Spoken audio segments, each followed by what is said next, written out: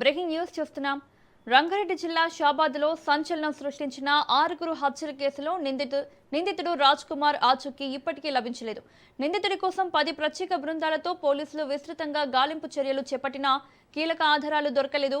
మరోవైపు రాజ్ కుమార్ తండ్రిని అదుపులోకి తీసుకుని పోలీసులు విచారిస్తున్నారు. ఆత్మహత్య చేసుకుంటానంటూ రాజ్ కుమార్ చెప్పిన నేపథ్యంలో రైల్వే ట్రాక్ల వద్ద పోలీసులు తనిఖీలు నిర్వహిస్తున్నారు. సెల్ ఫోన్ను స్విచ్ ఆఫ్ చేసి తప్పించుకొని తిరుగుతున్నాడని అనుమానిస్తున్న పోలీసులు అన్ని కోణాల్లో దర్యాప్తు కొనసాగిస్తున్నారు.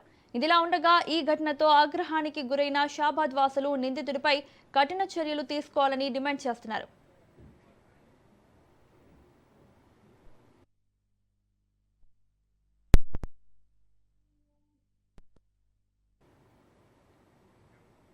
ఇదే అంశానికి సంబంధించి మరిన్ని అప్డేట్స్ మా ప్రతినిధి పవన్ అందిస్తారు. పవన్, 6 హత్య కేసులో సంబంధించి ఇప్పటివరకు కూడా రాజ్ కుమార్ ఆచూకీకి సంబంధించి పోలీసులకు ఇంకా క్లూ దొరకలేదు. అయితే రాజ్ కుమార్ తండ్రిని అదుపులోకి తీసుకొని విచారిస్తున్నారు. ఎందుకంటే రాజ్ కుమార్ ఏమేమి చెప్పాడు, అయితే ఇంకా ఎక్కడెక్కడ తలదాచుకునే అవకాశం ఉంటుందనే దానిపైన కూడా విచారణ కొనసాగిస్తున్నారు. మరోవైపు ఆత్మహత్య చేసుకుంటానని చెప్పడంతో రైల్వే ట్రాక్ల పైన కూడా పోలీసులు తనిఖీలు చేస్తున్నారు. ఎందుకంటే మారణ హోమం సృష్టించిన రాజ్ కుమార్ ను ఎన్కౌంటర్ చేయాలని చెప్పి కూడా షాబాద్ మండలం వాసులు కూడా పూర్తిగా పెద్ద ఎత్తున ఆందోళన చేసిన పరిస్థితి చూస్తున్నాము. ఇటకేలకు రాజ్ కుమార్ పట్టుకునేందుకు కూడా 10 బృందాలను కూడా ఏర్పాటు చేశారు. వారంతా కూడా గాలింపు చర్యలు కూడా చేస్తున్నారు.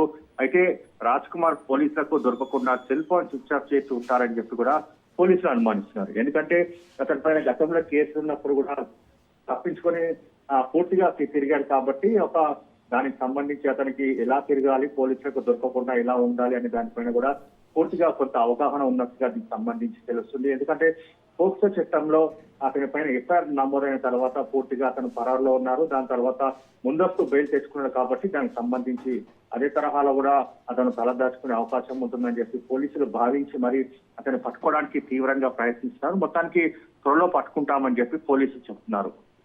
Right Pavan, thank you.